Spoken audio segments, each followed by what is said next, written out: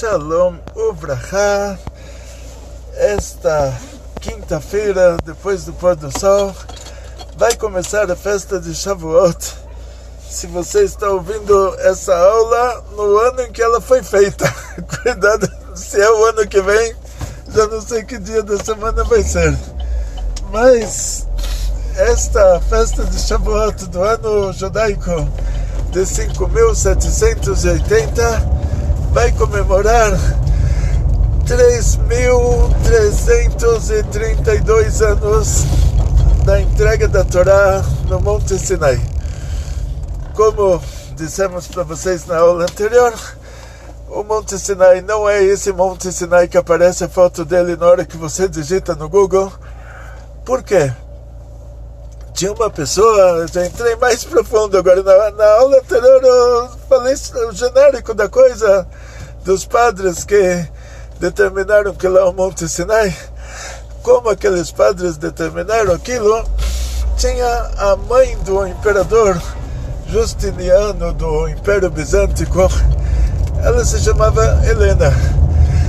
Ela foi com uma comitiva de padres fazer um passeio nos lugares sagrados do cristianismo e ela queria pagar todos os vestígios judaicos da Terra Santa. Isso peguei de um professor doctor em História Judaica de Israel, professor Shahan, e ele falou assim, uma das coisas que ela fez, ela pegou uma caravana de camelos e foi passear entre o Egito, Israel, todos os lugares sagrados para o cristianismo em Israel. E uma das coisas que ela fez, ela como mãe do imperador, ela instituiu que fosse jogado lixo no lugar onde é o Kotel Maravi, chamado em português de Muro das Lamentações. Então, por que Muro das Lamentações? A minha filha, antes de se casar, ela foi pro Kotel, foi rezar no Kotel. Então eu perguntei para ela, que legal, né? Você foi rezar lá o muro do templo, o muro do monte do templo, não é o muro do templo do Bet HaMikdash, é o muro da montanha do templo. A última coisa que sobrou de vestígio judaico do templo sagrado de Jerusalém. Ela falou, não, fui rezar lá para... Já que eu vou casar agora, eu tenho que me acostumar a falar com as paredes. Então, vai se acostumar a falar com as paredes. Então ela foi rezar no Kotel, foi rezar no muro. Eu falei, graças a Deus que ela não usou o termo em português, Muro das Lamentações, né? Foi reclamar que ela está casando. Graças a Deus isso ela não falou. Mas não sei porque traduziram para português como Muro das Lamentações. Vai ver que viram pessoas chorando lá, rezando, chorando, e tem que rezar com alegria. Então eles acharam estranho, falaram, como não estão rezando com alegria? Então chamaram aquilo de Muro das Lamentações, mas na verdade é um muro para você rezar alegre. É um muro, ele é um sobrevivente do muro do Templo de Jerusalém. E essa imperatriz, a Helena, a imperatriz do Império Bizântico, mãe do imperador do Império Bizântico, ela ficou com medo de qualquer vestígio judaico na Terra Santa. Ela queria apagar a nossa religião, e ela determinou que lá no lugar onde tem o último vestígio judaico, que é o muro do templo, lá vai ser o lixão de Jerusalém. Então todo mundo tem que levar o lixo, tem que andar a pé 1 hora inteira para ir jogar o lixo lá. Ela queria enterrar o lugar mais sagrado hoje para o judaísmo, ela queria enterrar aquilo com lixo. E essa mesma imperatriz, a Helena, foi ela que se apaixonou por uma montanha, e ela determinou que lá é o Monte Sinai. Ela não tinha PhD de arqueologia, ela nunca estudou arqueologia, ela não fez lá nenhuma escavação, ela não entendia absolutamente nada de arqueologia. A única coisa que ela queria é apagar qualquer vestígio judaico. Então, se tivesse, talvez, até a época dela, algum lugar que fosse considerado o Monte Sinai pelos judeus, com certeza ela fez isso para apagar a lembrança do outro lugar. Só que, pelo que a gente sabe, nem na época dos nossos sábios tinha um lugar apontado pelo judaísmo como Monte Sinai, pelo motivo simples que a revelação divina, na entrega da Torá, Deus se revelou no Monte Sinai, foi uma revelação divina só naquele instante. Depois o povo de Israel saiu do Monte Sinai, a presença divina acompanhou eles, e aquele Monte Sinai voltou a ser a montanhazinha do deserto que era. Tem uma história com Eliyahu Navi, que toda regra no judaísmo tem exceção, mas o próprio versículo tem que trazer a exceção. Eliyahu Navi, que Deus faz ele andar 40 dias e 40 noites com a força de uma comida que ele recebeu. Os corvos trouxeram para ele comida da mesa do Ahav, lá do rei, que era tudo 100% kasher, com a esgarra do profeta Ovadiah. Ele, nesse caso, desculpa, eu estou confundindo duas histórias. O anjo deu um pãozinho para ele.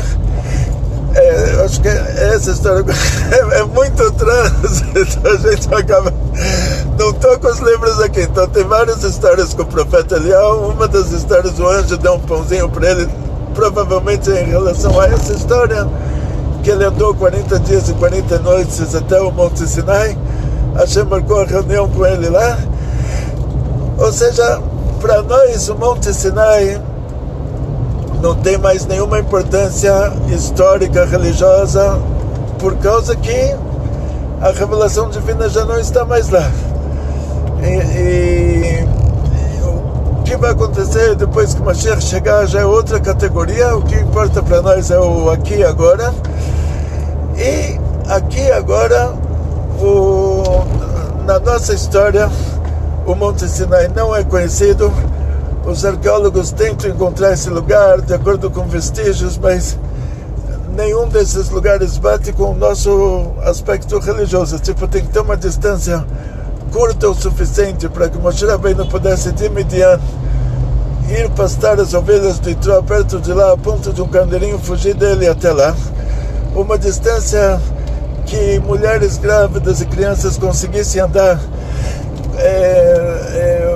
quase 50 dias a partir da saída do Egito, e sendo que aonde dizem que é o Midian de hoje, que é na Arábia Saudita, e aonde dizem que era o ponto de partida do Egito, lá em frente ao Baal Tzafon, e se a gente tenta pegar o lugar que talvez fosse o Midian, o lugar que talvez fosse o Baal Tzafon, e deve ter uma distância entre eles muito grande, então a gente não se preocupa, sendo que não é um assunto religioso, a gente não gasta tempo tentando descobrir aonde era o Monte Sinai, e se Midian era mesmo na Arábia Saudita, e se o Baal Tzafon era mesmo no delta do Nilo.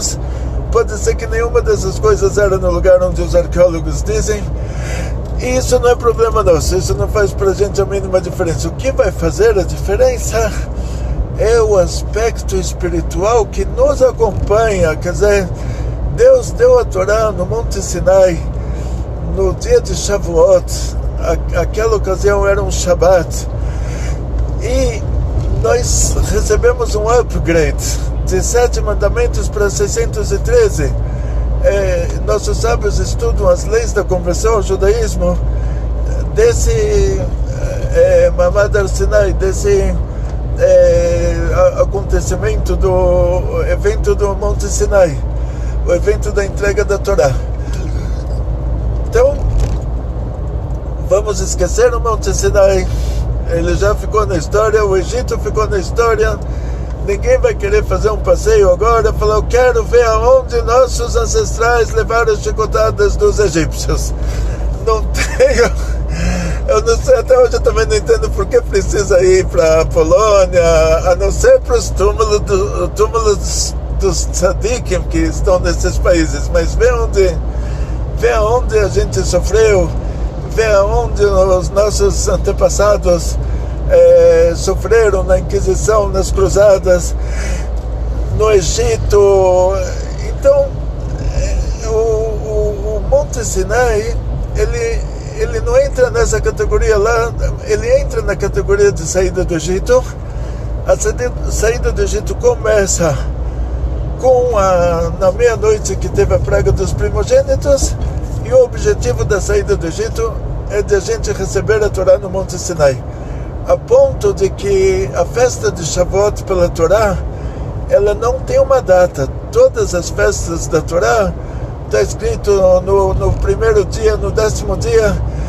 A festa de Shavuot, ela não tem uma data pela Torá, ela é o 50º dia a partir da saída do Egito. Ou seja, a gente vai contando os Sfirat Omer. Um dia após o término dos Sfirat Omer é a festa de Shavuot. Então ela depende da nossa Sfirat Omer, ou seja, o Deus vinculou a data de Shavuot, não a data oficial da saída do Egito, que é o dia, a gente saiu na noite do 14 de Nissan. Nissan pela Torá é chamado de o primeiro mês, não de acordo com essa data, que seria já o 15 de Nissan, tipo, terminou o 14 de Nissan, ou seja, vamos entrar sem se aprofundar no assunto. Se a Torá falasse, olha, 50 dias depois de Pesach, aí a gente diria, tá bom, tem uma data. Mas sendo que a Torá diz que Shavuot é depois do Sfirat Omer, vai depender de como você contou os seus Sfirat Omer.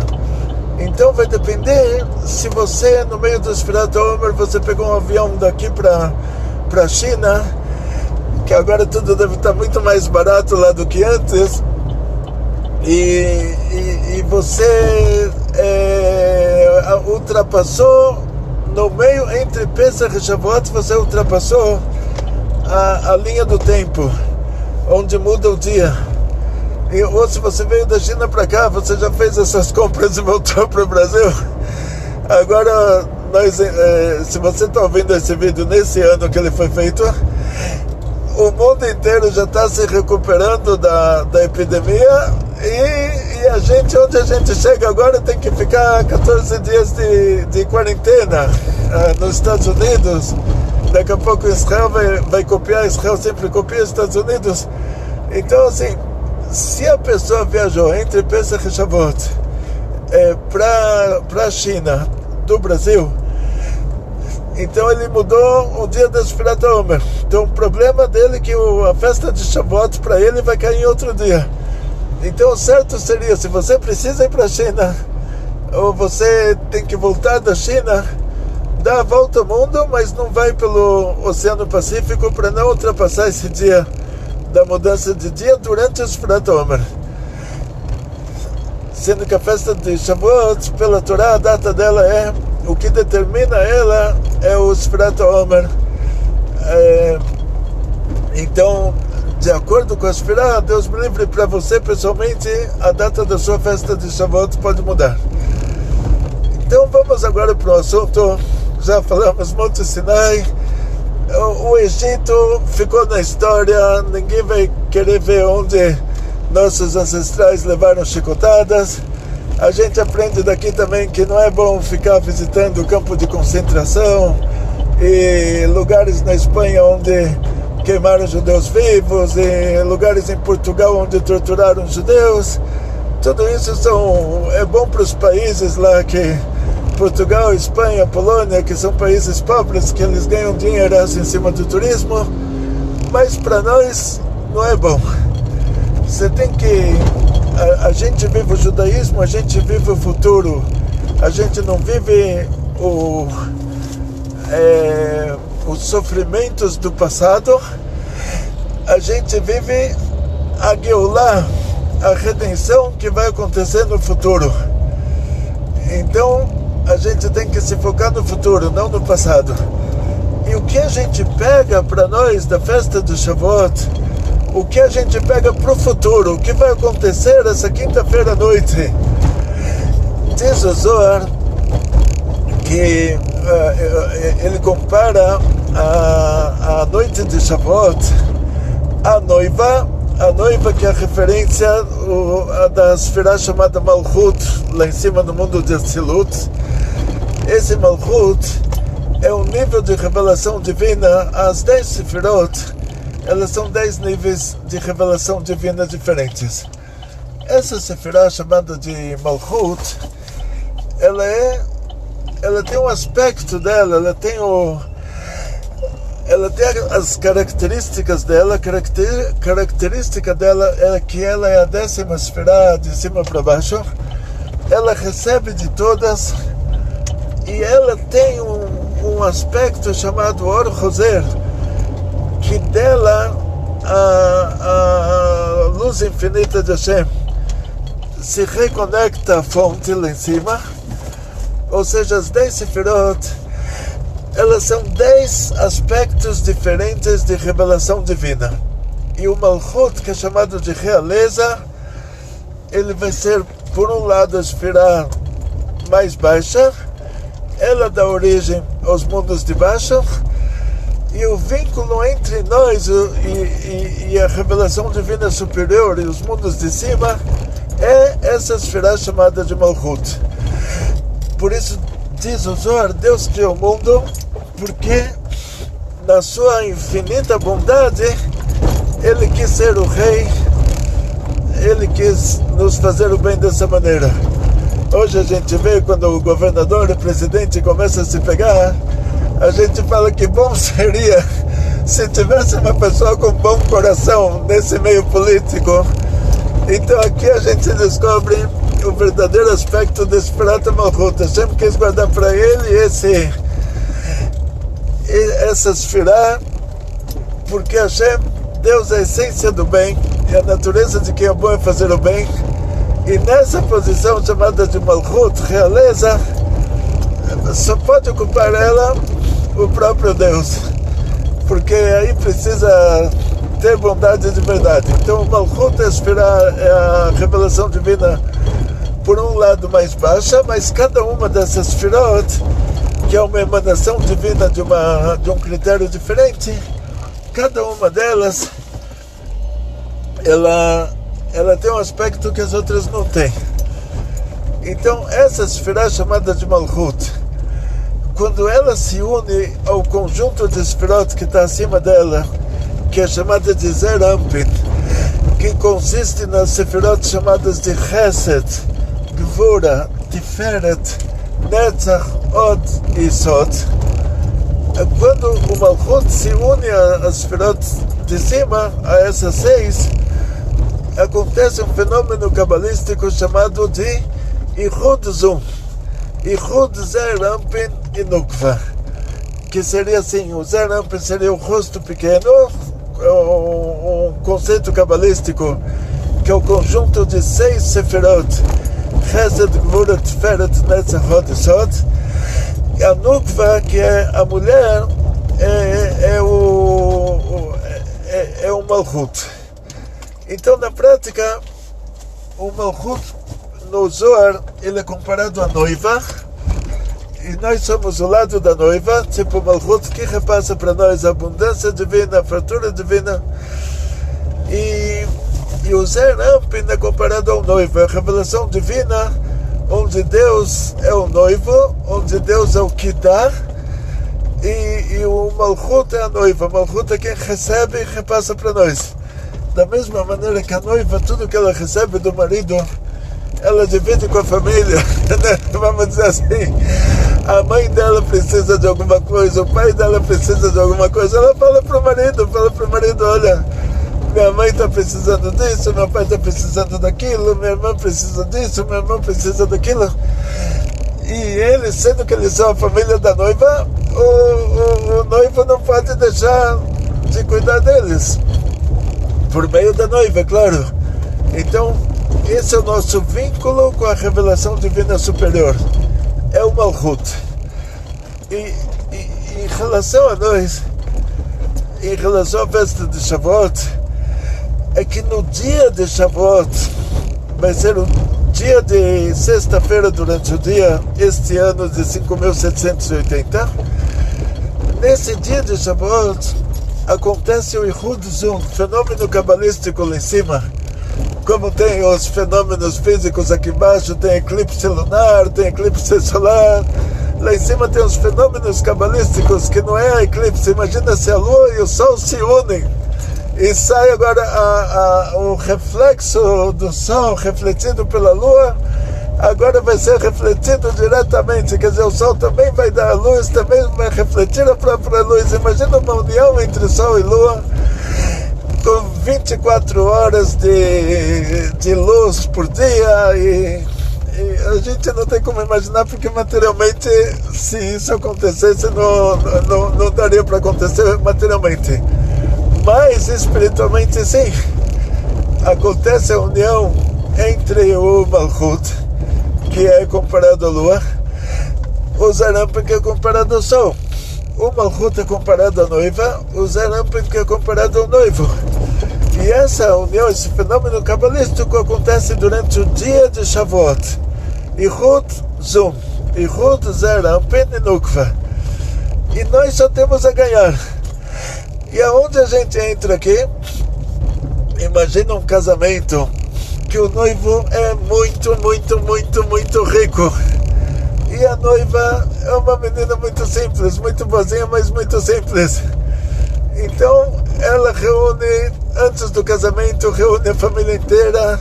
Ela fala: olha, você vai ser a minha cabeleireira, você vai ser a minha maquiadora, você vai ser a minha manicure, você vai ser a minha pedicure, você vai ser o meu estilista e você vai ser o meu fotógrafo. E ela reúne a família inteira, ela chega no casamento com toda a equipe e o noivo recebe ela com toda alegria, e quem se beneficia é toda a equipe dela, que entram juntos com ela para roubar juntos com ela para o casamento.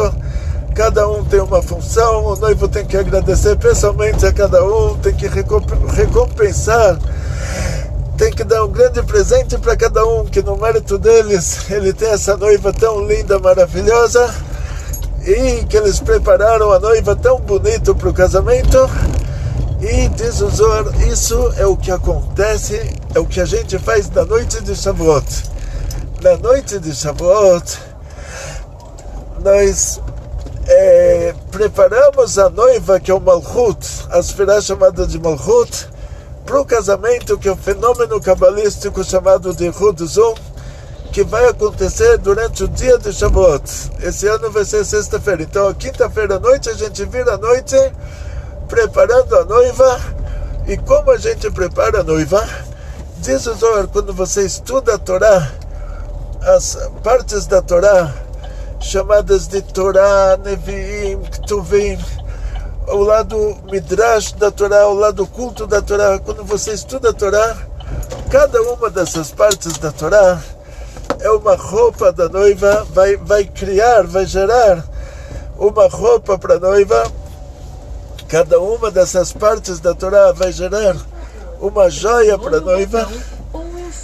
E durante a noite a gente estuda a Torá e a gente vai fazendo as joias da noiva, os enfeites da noiva, as roupas da noiva.